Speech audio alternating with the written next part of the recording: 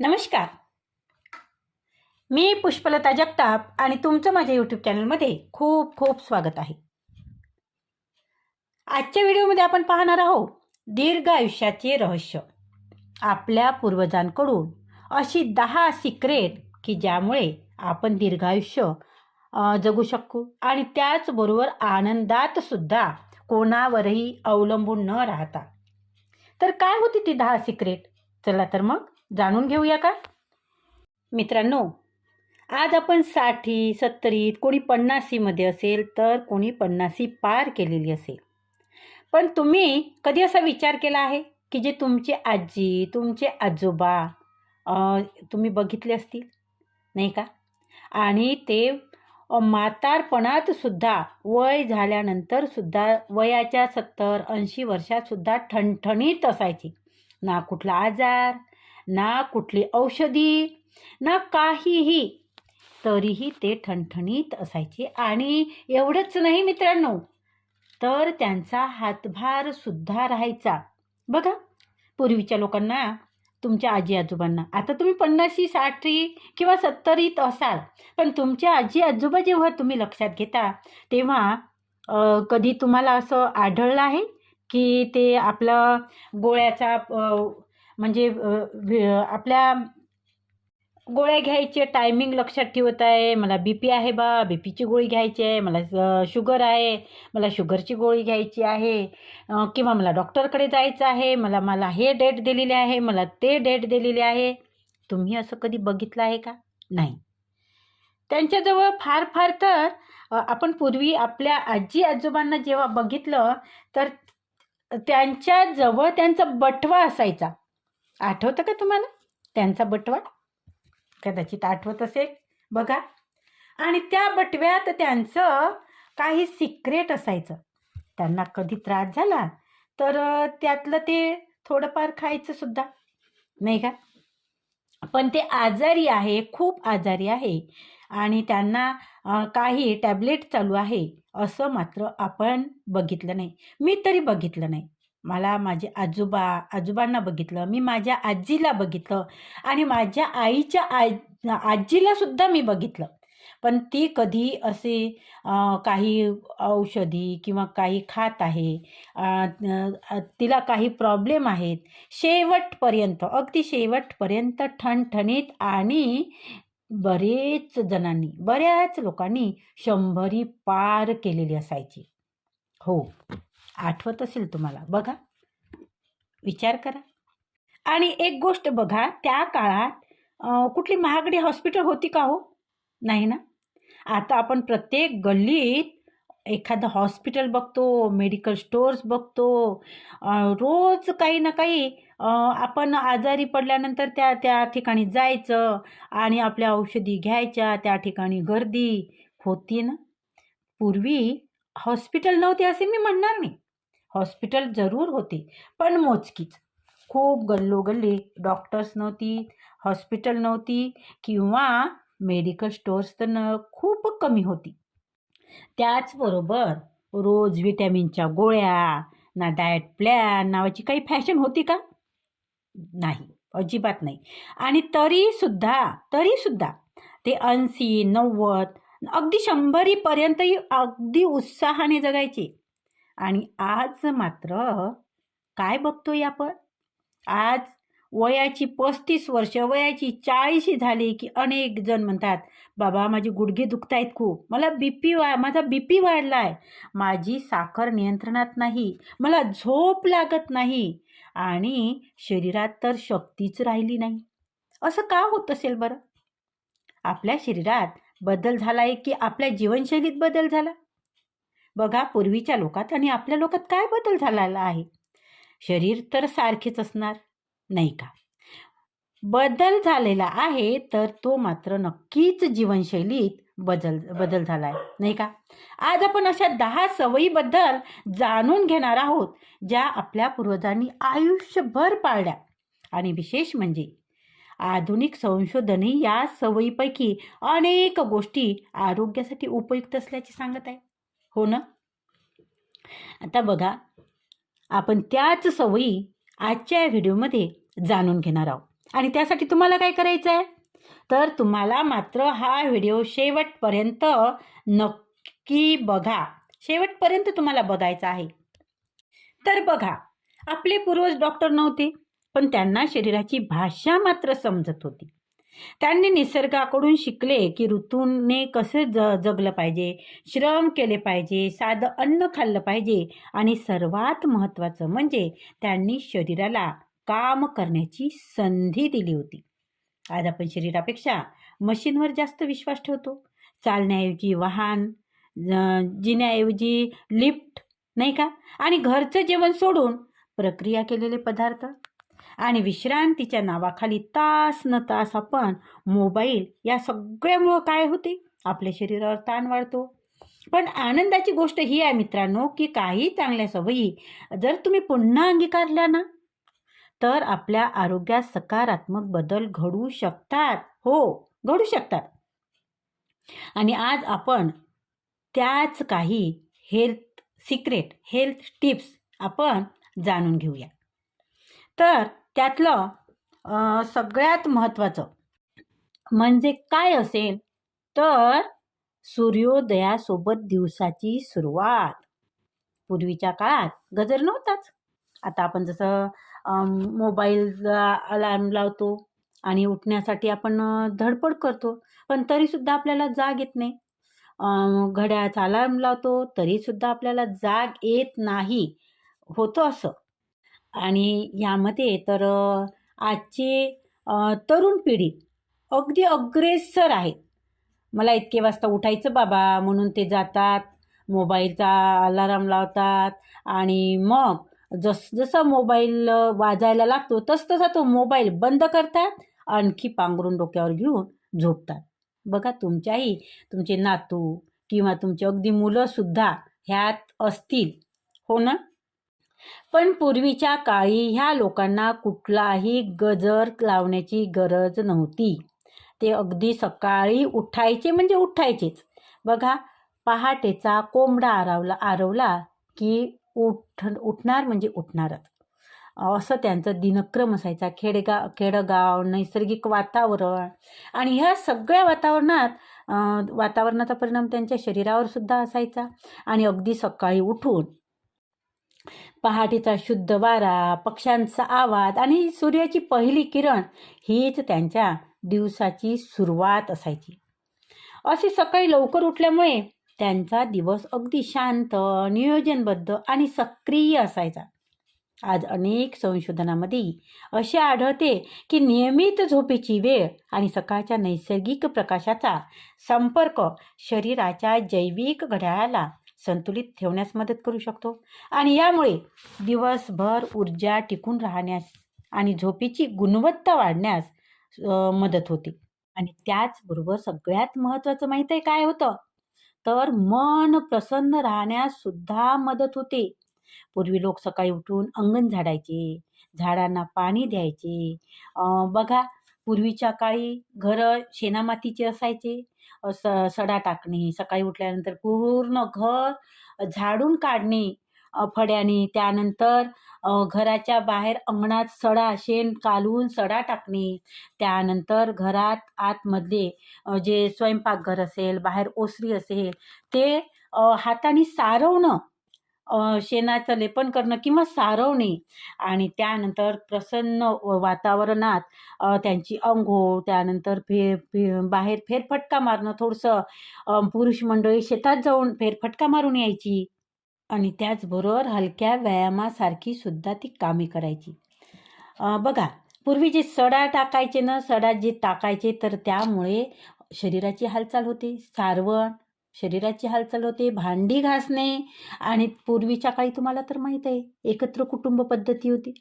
एकत्र कुटुंब पद्धतीत 10-10 लोक एका घरात असायचे आणि एका घरातले ते लोक सर्व मिळून कामं सुद्धा करायची. आज आपण काय करतो, उठल्यावर सर्वात आधी काय करतो, तर मोबाईल हातात घेतो. दिवसाची सुरुवात आपण स्क्रोलने नव्हे तर सूर्यप्रकाशाने झाली तर किती चांगलं होईल. आपण स्क्रोलने करतो. काय आहे, नवीन काय आलं, जे एकदा मोबाईल आपण हातात घेतला की चालू करतो, बरेच याच्यात पहिली व्हॉट्सअप बघायचं, काय आहे, कोण काय टाकलं, कोण काय स्टेटसला काय आहे, ग्रुपवर काय आहे, अमुक काय ढमुक काय. त्यानंतर फेसबुक, त्यानंतर इंस्टा, आणि त्यानंतर आपण यूट्यूब चालवतो, आणि आपण झोपल्याच आपण स्क्रोल आपलं चालूच असतं. आणि मग सकाळी उठून सुद्धा आपल्या शरीरावर, तुम्ही म्हणाल की आम्ही सकाळीच तर उठतो, आम्ही 4 वाजताच उठतो, परंतु तुम्ही जेव्हा 4 वाजताच उठता, परंतु मोबाईल चालवत तुम्ही तुमच्या अंथरुणातच बसून राहता, तर तुमच्या शरीरावर, तुमच्या मनावर कसा चांगला परिणाम होईल, नाही का? जर तुम्ही मोबाईलने नाही तर सूर्यप्रकाशाने जर सकाळची सुरुवात झाली, तर त्याचा सकारात्मक परिणाम शरीर आणि मन दोन्हीवर होऊ शकतो. पण फक्त लवकर उठून उपयोग नाही आहे. आपल्या पूर्वजांची दुसरी सवय होती, तर ते म्हणजे आजच्या काळात जवळपास पूर्णपणे गायब झालेली आहे. अगदी ते कुठेही दिसत नाही. आणि तीच आहे पचनशक्तीचा खरा पाया. सिक्रेट क्रमांक 2, साधं आणि ताजं आणि घरचं अन्न. आज आपण काय करतो? सुपर फूड म्हणून विकल्या जाणाऱ्या गोष्टीकडे आपण वळलेलो आहोत, आणि आपल्याला त्यात काहीही गैर वाटत नाही, आणि आपण म्हणतो की नाही ते खूप चांगलं आहे, आणि ते खरंच आपल्या शरीरासाठी खूप हेल्दी आहे. परंतु असं काही नाही आहे मित्रांनो. बघा, सुपर फूडच्या नावाखाली कदाचित आपण आपण स्लो पॉयझनसुद्धा घेत असू, काय माहीत. अगदी आपल्या पूर्वीचा काळ हो. तुमच्या लहानपणातच जा बरं, स्वयंपाकघरात काय होतं? आधीपासून होत्या ज्वारीची, बाजरीची, नाचणीची, तांदूळ, डाळ, भात, ताक, हे आपलं जेवण होतं. ज्वारीची भाकरी, बाजरीची भाकरी, नाचणीची भाकरी, त्याचबरोबर तांदूळ म्हणजेच भात, डाळी अनेक प्रकारच्या, जसं की तूर डाळ आहे, मूग डाळ आहे, उडद डाळ आहे, मसूर डाळ आहे. ह्या डाळी खाण्यात यायच्या. ताक किंवा लोणी.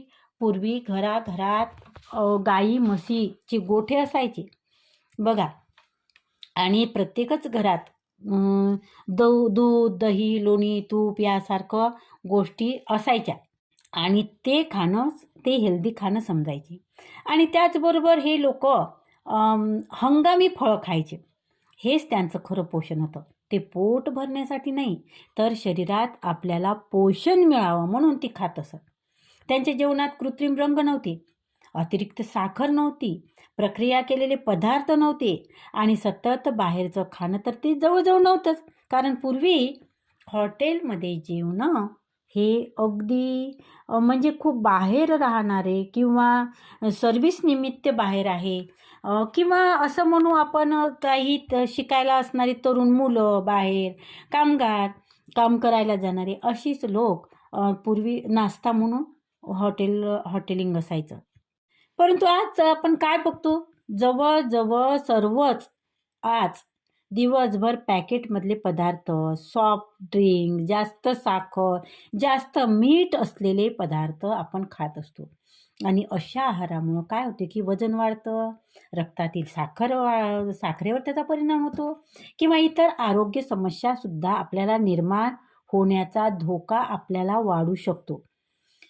तर तुम्हाला माहीत आहे, आपल्याला सगळ्यांना माहीत आहे, तरुण लोकांना सुद्धा माहिती आहे की पॅकेटचं फूड, फास्ट फूड खाल्ल्यामुळे आपल्या शरीरावर वाईट परिणाम होतो.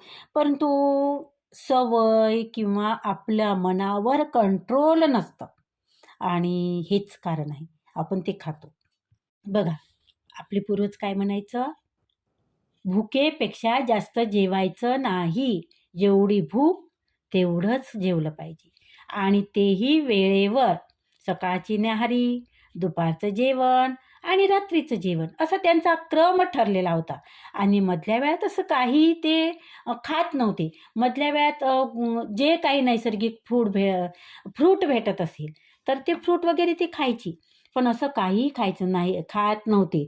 आणि झालंच भूक लागली तर चणे, फुटाणे, शेंगदाणे, गूळ, हे मधल्या वेळात त्यांचं खाणं होतं, आणि हे हेल्दीसुद्धा आहे, आपल्याला माहीत आहे. आणि त्यांचा नियम असा होता की भूक लागली तरच खा, आणि पोट पूर्ण भरून खाऊ नका. काय होतं, ही सवय पचनासाठी फायदेशीर मानली जाते. खूप पोटभर जर जेवलं तर आपल्याला त्रास होतो ना त्रास आपल्याला. एखाद्या वेळेला घरात जर एखादा चांगला पदार्थ बनलेला आहे आणि अशा वेळेला 2 घास जास्त जर आपण जेवलो तर आपलं पोट तट्ट होतं आणि मग पोट तट्ट झाल्यामुळे आपल्याला नीट बसता येत नाही, झोपता येत नाही आणि चालण्याचा सुद्धा आपल्याला त्रास होतो ना. म्हणून भुकेपेक्षा अर्धी पोळी कमी जेवणं हेच मला वाटतं पचन चांगलं होण्याचं किंवा तब्येतीचं चांगल्या आरोग्याचं लक्षण आहे. बघा, त्यांचं अन्न साधं होतं, पण ते अन्न पोषण मूल्याने समृद्ध होतं आणि त्यामुळे शरीराला आवश्यक ऊर्जा मिळायची आणि दिवसभर काम करण्याची त्यामुळे ताकदसुद्धा त्यांची टिकून राहायची. आपणही जर आठवड्यातील काही दिवस तर घरचंच जेवण बघा, ताजं आणि संतुलित अन्न खाऊन तर बघा तुम्ही.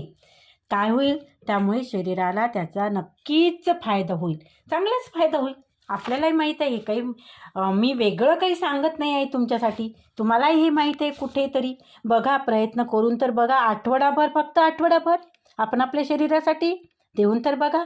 आणि हे मी तुमच्यासाठी तर वृद्ध लोकांसाठी तर सांगतच आहे, पण तरुणांनी सुद्धा करून बघा. तुम्हाला जो त्रास होतो ना, ॲसिडिटी वारंवार, आता तुमचं वय नाही तरी बऱ्याच तरुण लोकांना ॲसिडिटीचा त्रास इतका भयंकर असतो. ॲसिडिटी, गॅसेस, तर बघा, आणि त्याने खूप हैराण आहेत आजची तरुण पिढी ॲसिडिटी आणि गॅसेसमुळं, बाहेरचं खाल्ल्यामुळे. तर बघा, प्रयत्न करून बघा तुम्ही की होता असतो. इलाज नसेल, नाइलाज आहे, तर अशा वेळेला बाहेरचं खावंच लागतं. परंतु जर शक्य होत असेल तर बाहेरचं खाणं जर टाळलं आपण तर त्याचा परिणाम आपल्या शरीरावर चांगलाच होईल. आणि आता बघूया सिक्रेट नंबर 3 काय आहे? तर व्यायाम नाही, पण दिवसभर शरीराला हालचाल. आज आपण म्हणतो की वेळ नाही बाबा, वेळच कुठे आहे? तरुण पोरं म्हणतात बरं, वेळच नाही. मला वेळच कुठे असतो व्यायाम करायला? आणि आपण व्यायाम करतो, पण तेवढा पुरेसा असतो का आपल्याला? आपल्याला वाटतं की माझं काय आता रिटायरमेंट झालं बाबा, मी कुठे व्यायाम करू? आम्ही कुठे आता जिमला जाऊ का? नाही का? पण व्यायाम न करता तुम्ही दिवसभर हालचाल करा. शरीराला हालचाल करणे हे सुद्धा फार महत्त्वाचं आहे. व्यायाम होत नाही, पण आपल्या पूर्वजांनी कधी जिम पाहिला नव्हता. जिम होता पूर्वी, आठवा. जिम नावाची गोष्टच पूर्वी नव्हती. ते दिवसभर सक्रिय असायची. घरातील काम, अंगण झाडणं, विहिरीतील पाणी आणणं, शेतात काम करणं, चालत बाजारात जाणं, गुराची देखभाल करणं, लाकडं गोळा करणं, ही सगळी त्यांची दैनंदिन कामं होती मित्रांनो. आणि त्यांच्या दैनंदिन जीवनाचा ते एक भाग होती. यामुळे त्यांच्या शरीरातील जवळपास प्रत्येक स्नायू रोज काम करत असे. आज मात्र आपण सकाळपासून संध्याकाळपर्यंत खुर्चीवर बसून काम करतो.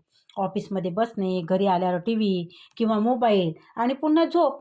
आणि तुम्हाला माहीत आहे, तज्ज्ञ सांगतात की दिवसभर सतत बसून राहण्यापेक्षा अधूनमधून उठणं, चालणं, थोडी हालचाल करणं आणि नियमित सक्रिय राहणं हे शरीरासाठी अधिक फायदेशीर ठरू शकतं. आणि लक्षात ठेवा, शरीर हालचालीसाठी बनलेलं आहे. जितकं ते वापराल ना, तितकं ते तुमची साथ जास्त देईल. आता बघूया सिक्रेट क्रमांक 4. बघा, फार महत्त्वाचं आहे बरं, खूप महत्त्वाचं आहे. आणि हा व्हिडिओ मी पुन्हा एकदा सांगते, फक्त वयोवृद्ध लोकांसाठी नाही, तर तरुण पिढींनी सुद्धा आवर्जून बघावा. सगळ्यात महत्त्वाचं सिक्रेट नंबर 4 आहे कमी तणाव, जास्त समाधान. ताण कमी घ्या. आजची आपली लाईफस्टाईल कशी झाली आहे हो? नुसतं ताणतणाव, हो ना? बघा, बाहेर कारण इतकं फास्ट जीवन झालं आहे ना की त्याचा ताण येतो. परंतु ताण जर कमी असला आणि स्ट्रेस जर कमी असलं तर ते सुद्धा तुमच्या आरोग्याचं एक चांगलं लक्षण आहे. पूर्वीच्या लोकांचं आयुष्य कठीण होतं, हे नाकारता येणार नाही. कारण त्यांना दैनंदिन जीवनाचं बघा, माझ्या आईच्याही आधीचा काळ घरी दळण दळणे वगैरे होता. खूप जीवन सोपं होत आहे. माझ्या आईला नव्हतं दळावं लागत. पूर्वी सुरुवातीला ती दळायची जात्यावर, कारण आजच्या भाकरीची सोय, सकाळच्या भाकरीची सोय तिला सकाळी 4 वाजता उठून दळण दळावं लागत होतं, तेही जात्यावर. सकाळी 4 वाजता उठून ती जात्यावर दळण दळायची आणि 2 वेळच्या भाकरीचं पीठ ती दळून ठेवायची, सकाळचं आणि संध्याकाळचं. अशा प्रकारे तिची सुरुवात असायची. परंतु आज नाही आहे. आज तुम्ही म्हणाल का मॅडम तुम्ही काय आम्हाला दळायला सांगता का? तर नाही, नक्कीच नाही. आता ह्या गोष्टी पॉसिबल आहेच नाही, कारण आपल्यासाठी अनेक सुविधा आज आहे. परंतु मी पूर्वीच्या गोष्टी आणि आत्ता गोष्टीच्या फरक सांगत आहे तुम्हाला, की पूर्वीच्या लोकांचं दैनंदिन जीवनसुद्धा किती कठीण होतं. ते शरीराला खूप म्हणजे मेहनत करायची. त्यासाठी त्यांना जिमला कुठे जायची गरज नव्हती. पूर्वीच्या लोकांचं मन शांत होतं. त्यांच्याकडे मोठमोठे मोबाईल नव्हते. सोशल मीडिया तर दूरपर्यंत नव्हता. साधा न्यूजपेपर काही जणांकडे असायचा. त्यांनाच जगातल्या घडामोडी माहीत असायच्या. आता माझ्या बाबाकडे न्यूजपेपर यायचे. माझे बाबा त्या गावचे सरपंच होते आणि त्यामुळे माझ्या बाबाकडे न्यूजपेपर यायचे. पण बाकी मला तिथे जाणवत नाही. रेडिओसुद्धा माझ्या बाबाकडेच होता. रेडिओसुद्धा हे जे आपण याचं साधन म्हणतो ना सोशल मीडियाचं, तर न्यूजपेपर आणि रेडिओ ह्यामुळेच आपल्याला जगात चालणाऱ्या घडामोडी माहीत पडायच्या आणि त्याची वेळ ठराविक असायची. दिवसभर आपण आता जसं मोबाईल घेऊन बसतो, दिवसभर मोबाईल ते रेडिओ घेऊन बसायचे नाही, किंवा दिवसभर न्यूजपेपरच वाचत बसायचे का नाही. तर त्याचा एक ठरलेला वेळ असायचा. त्या ठरलेल्या वेळात म्हणजे बातम्या ऐकणे, न्यूजपेपर वाचणे किंवा करमणुकीसाठी काही गाणी ऐकणे, तर हा ठरलेल्या वेळातच ते करत होते. त्याचबरोबर सोशल मीडियाची स्पर्धासुद्धा नव्हती. प्रत्येक क्षणी तुलना नव्हती आणि 24 तास बातम्याचा भडीमारही नव्हता. आणि त्यांचं सुख साध्या गोष्टीमध्ये होतं. कुटुंबासोबत जेवणं, सण, उत्सव, गावातील लोकांशी संवाद साधणे, संध्याकाळच्या गप्पा आणि निसर्गात घालवलेला वेळ. तर बघा, आज अनेक जण आर्थिकदृष्ट्या सक्षम आहेत. पूर्वी जर घरात पाहुणे आले, अचानक जर पाहुणे आले, तर कोणाकडे साखर मिळते का, कोणाकडे कणिक मिळते का पोळ्या करायसाठी, कारण पाहुणे आहे बाबा. कारण रोजचं त्यांचा आहार असायचा भाकरी, ज्वारीची भाकरी, बाजरीची भाकरी किंवा नाचणीची भाकरी आपण म्हणू. तर असं त्यांचं जेवण असायचं. गव्हाचं पीठ मात्र मोजकंच असायचं. आज आपण गव्हाचं भाकरी जी आहे ती आपण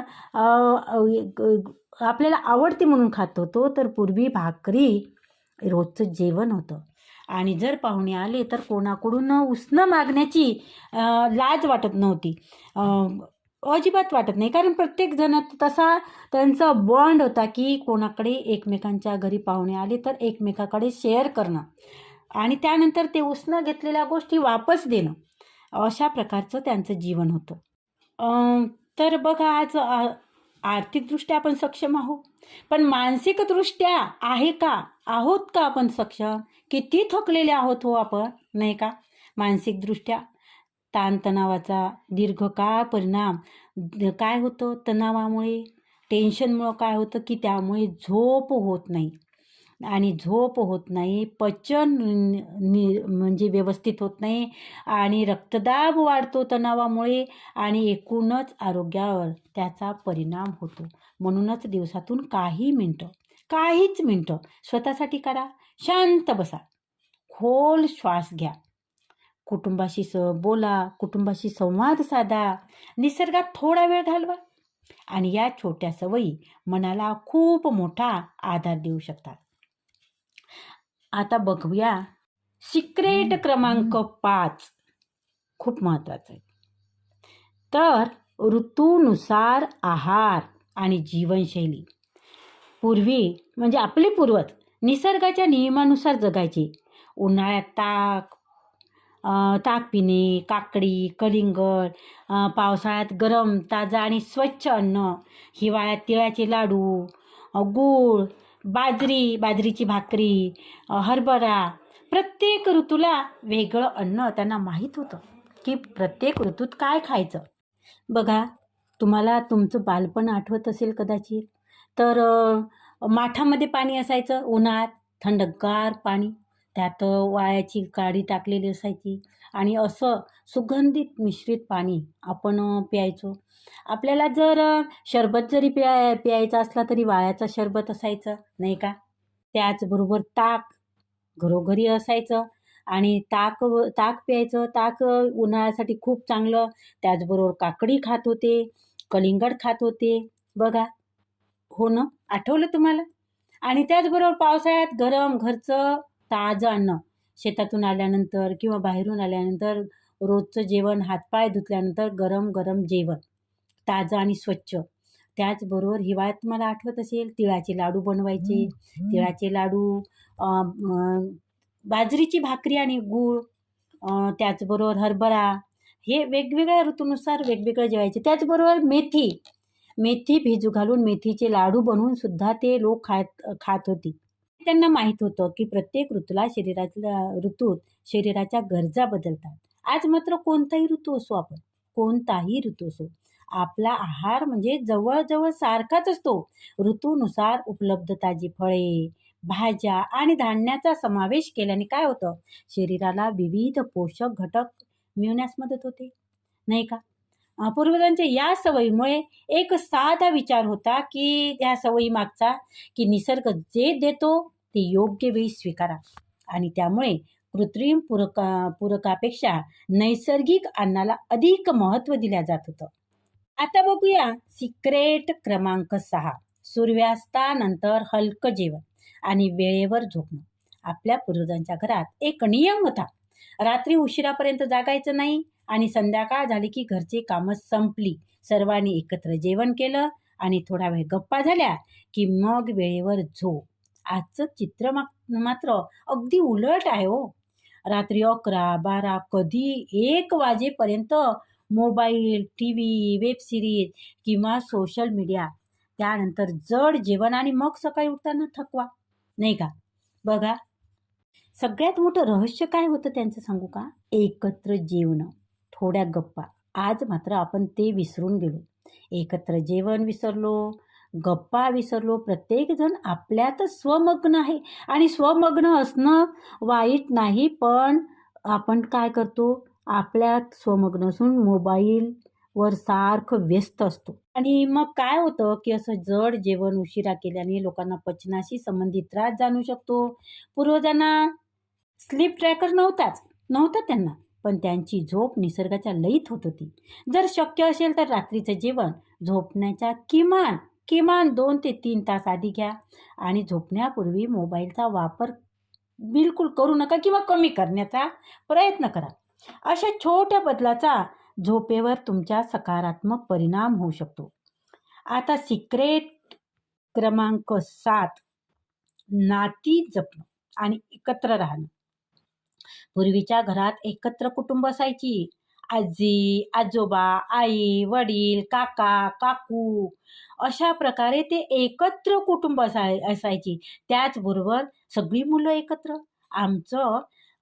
मी माझ्यावरूनच एक उदाहरण देते की आमचं कुटुंब, माझे बाबाला पकडून 3 भाऊ आणि 3 भाऊ, माझे आजोबा, आजी, त्याचबरोबर आम्ही त्या काळी 14 बहिणी आणि 7 भाऊ, अशा प्रकारे आमचं एकत्र कुटुंब असायचं. आणि हे सगळं एकत्र राहायची. जेवताना गप्पा, सण एकत्र, दुःखात आधार, आनंदात सहभाग. प्रत्येकाला वाटायचं की मी एकटा नाही. पण आज काय आहे की अनेक लोक शहरात नोकरीसाठी किंवा वेगळ्या जीवनशैलीत एकटे राहतात. त्याचबरोबर डिजिटल कनेक्शन वाढलं आहे, पण भावनिक संवाद अनेकदा कमी झालेला आहे बरेच ठिकाणी. त्यामुळे सकारात्मक सामाजिक संबंध आणि भावनिक आधार मानसिक आरोग्यासाठी उपयुक्त मानले जातात. परंतु कुटुंब, मित्र किंवा जवळच्या व्यक्तीशी संवाद तणाव कमी करण्यास मदत करू शकतं. पण आज ते होतं का? नाही होत. आणि आज आपण हेल्थ इन्शुरन्स काढतो बघा. माझ्यानंतर माझ्या मुलांचं, माझ्या लेकराबाळाचं, माझ्या बायकोचं किंवा माझ्या मागे त्यांचं काय होईल, यासाठी हेल्थ इन्शुरन्स काढतो ना. पण पूर्वीचा हेल्थ इन्शुरन्स म्हणजेच त्यांची माणसं असायची भक्कमपणे उभी. आज किमान किमान म्हणते मी 10 मिनिट जरी कुटुंबासोबत मनापासून बोललात ना, तरी त्यांच्या मनावर चांगला परिणाम होऊ शकतो. आता बघूया सिक्रेट क्रमांक 8. निसर्गाशी नातं कधीही तुटू दिलं नाही त्यांनी. पूर्वजांच्या जीवनात निसर्ग हा एक वेगळा विषय नव्हता. तो त्यांच्या जीवनाचाच एक भाग होता. मातीचा स्पर्श, झाडाची सावली, नदीचं पाणी, ताजी हवा, पक्ष्यांचा आवाज, हे सगळं त्यांच्या रोजच्या आयुष्याचा एक भाग होता. आज मात्र आपण आपल्या बऱ्याच वेळ बंद खोलीत, एसीमध्ये, स्क्रीनसमोर जातो ना. आणि निसर्गात थोडा वेळ घालवल्याने अनेक लोकांना मानसिक शांतता, ताजेपणा, तणावात त्यांच्या घट होऊ शकते. उद्यानात फेरफटका, झाडाजवळ बसणं किंवा सकाळच्या हवेत चालणंही फायदेशीर ठरू शकतं. पूर्वजांना माइंडफुलनेस हा शब्दच माहीत नव्हता, पण ते निसर्गात राहून त्याचाच अनुभव घेत होते. आठवड्यातून काही वेळ तरी निसर्गाच्या सानिध्यात घालवण्याचा प्रयत्न करा. कधी कधी शरीराला औषधापेक्षा सुद्धा शांत वातावरणाची गरज असते मित्रांनो. आता फक्त 2च हेल्थ सिक्रेट बाकी आहे, पण त्यापैकी आता बघूया सिक्रेट नंबर 9. अन्नाबद्दल कृतज्ञता आणि संयम. पूर्वी जेवण हे फक्त भूक भागवण्याची गोष्ट नव्हती, ती एक संस्कृती होती. लक्षात घ्या मित्रांनो, संस्कृती होती. जेवणापूर्वी देवाचे आभार मानणे, अन्न वाया न घालवणे, शांतपणे बसून एकाच ठिकाणी बसून जेवण करणे आणि प्रत्येक घास चावून खाणे. बघा, पूर्वीचे लोक एका ठिकाणी ताट वाढून घेतल्यानंतर ताटाच्या भोवती पाणी फिरवून शांतपणे जेवायचे आणि जेवताना न बोलणे हा सुद्धा ते नियम पाळायचे. आणि ह्या सवयी त्यांच्या सहज आपल्याला दिसायच्या. आज अनेक जण मोबाईल पाहत जेवताना, काही जण घाईघाईत खातात, तर काही जण तणावात खातात. जेवताना मन शांत असणं आणि अन्नाकडे लक्ष देणं ही सवय अनेक तज्ज्ञ माइंडफुल इटिंग म्हणून सांगतात सुद्धा. यामुळे भूक आणि तृप्तीचे संकेत अधिक चांगल्या प्रकारे ओळखता येऊ शकतात. पूर्वज म्हणायचे, अन्न हे पूर्ण ब्रह्म.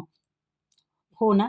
जेवणापूर्वी एक श्लोक सुद्धा म्हणायचे, वदनी कवळ घेता नाम घ्या श्रीहरीचे, सहज हवन होते नाम घेता फुकाचे, जीवन करी जीवित्मा, अन्न हे पूर्ण ब्रह्म, उदर भरण नव्हे जाणीजे यज्ञ कर्म. तर अशा प्रकारे ते अन्नाला सुद्धा खूप महत्त्व देत होते. यामागे केवळ धार्मिक विचार नव्हता त्यांचा, तर शरीर आणि अन्न यांच्यातील नात्याची जाणीव होती. आजपासून एक छोटा बदल करा. जेवताना टी व्ही बंद करा, मोबाईल बाजूला ठेवा आणि प्रत्येक घासाचा आस्वाद घ्या. हा बदल छोटा वाटेल, पण त्याचा परिणाम मोठा असू शकतो. आता बघूया सिक्रेट क्रमांक 10. मन आनंदी ठेवा. आयुष्य हलकं जगा. पूर्वजांच्या आयुष्यात संकट कमी नव्हती. दुष्काळ, कष्ट, आर्थिक अडचणी, पण तरीही ते हसत जगायचे. त्यांना प्रत्येक गोष्टीची चिंता नव्हती, प्रत्येकाशी तुलना नव्हती, प्रत्येक एक दिवस परिपूर्ण असावा अशी अपेक्षाही नव्हती.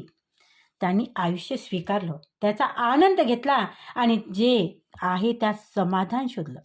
मानसिक आरोग्य आणि शारीरिक आरोग्य याचा एकमेकाशी जवळचा संबंध असल्याचं अनेक संशोधनात सुद्धा दिसून आलेलं आहे मित्रांनो.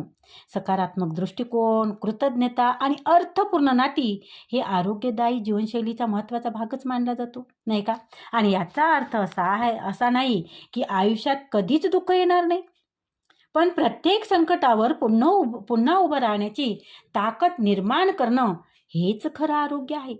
पूर्वजांचं सगळ्यात मोठं हेल्थ सिक्रेट माहिती आहे काय होतं? त्यांनी शरीरा इतकंच मनही जपलं. मित्रांनो, आपण आधुनिक जगात जगतो. विज्ञान, तंत्रज्ञान आणि वैद्यकीय सेवा या आपल्या आयुष्यासाठी अत्यंत महत्त्वाच्या आहेत. अगदी आपल्या जीवनाचा अविभाज्य भाग आहे असं आपण म्हणू. पण पूर्वजांकडून मिळालेल्या काही चांगल्या सवयी जपल्या तर आपलं जीवन अधिक संतुलित, अधिक निरोगी आणि अधिक आनंदी सुद्धा होऊ शकतो. आणि म्हणूनच लक्षात ठेवा, निरोगी राहण्यासाठी नेहमी महागडी औषधी, महागडी डायट किंवा महागडं जिमची आवश्यकता नसते. तर अनेकदा त्याचं उत्तर आपल्या रोजच्या छोट्या सवयीमध्ये लपलेलं असतं. जर आज हा व्हिडिओमध्ये आपण जाणून घेतलं, सूर्योदयासोबत आपली सकाळ, नाही का? तर बघा कसा वाटला आजचा हा व्हिडिओ. तुम्हाला जर हा व्हिडिओ आवडला असेल तर व्हिडिओला लाईक करा, व्हिडिओ शेअर करा आणि अशाच आरोग्यदायी आणि माहितीपूर्ण व्हिडिओसाठी चॅनलला सबस्क्राईब करायला विसरू नका. त्याचबरोबर ही व्हिडिओला हाईपसुद्धा द्या आणि बेल आयकॉनला क्लिक करा. बेल आयकॉनला क्लिक करायला विसरू नका. तर धन्यवाद, खूप खूप धन्यवाद. तोपर्यंत आनंदी राहा, निरोगी राहा. धन्यवाद, खूप खूप धन्यवाद.